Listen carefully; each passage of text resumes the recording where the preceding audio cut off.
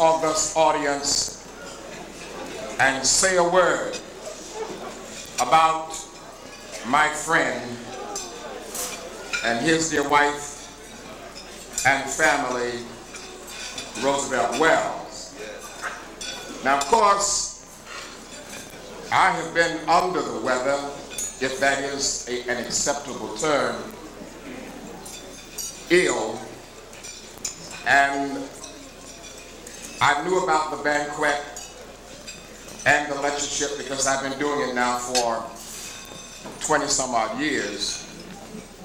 But this year, I was caught with I don't know whether it was a virus or what it was, but it has incapacitated me.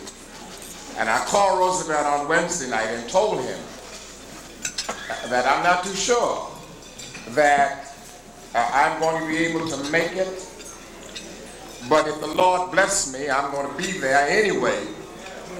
I wouldn't miss this one for anything in the world. Yes, sir. And as I was, and I found out I was supposed to say something tonight, on Thursday when Eugene Lawton called me. So 36,000 miles or feet above the earth and moving at over 400 miles an hour in that 747 on last evening. I was trying to figure out what could I say to this great church. And of course the Harlem Church is my church. I've been coming here for many, many years and have baptized many, many of the members of this church. And I feel very close to Harlem. And much closer, of course, to Roosevelt and to Dorothy and the family. So I'm trying to figure out, what do I say? Or what do I not say? Maybe I know too much to say anything.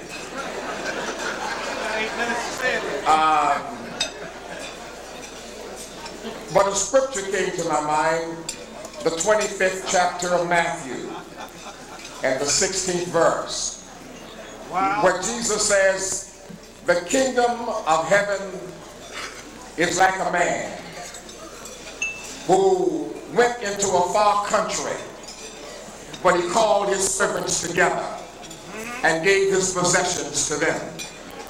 And then you know that story how he talks about he gave one man 5, one man 2, another man 1.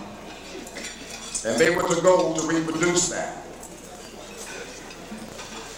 And as I thought about that, the picture of Roosevelt Wells emerged. Because Jesus says the kingdom of heaven is like unto. And then he describes what is like unto. And what leaped out to me was your preacher.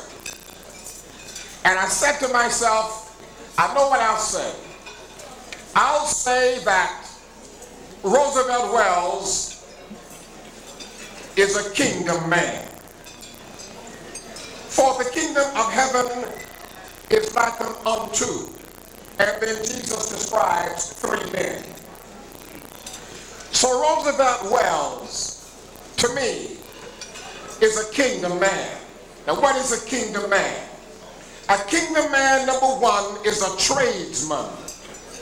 For Jesus gave talents to 3 different men. And their job was to go and to trade. Go and do something with the talent. What is a tradesman? A tradesman is one who knows how to show men and women the need of trading in that which is of lesser value for that which is of greater value. That's Roosevelt Wells. A tradesman is one who has made trade his choice.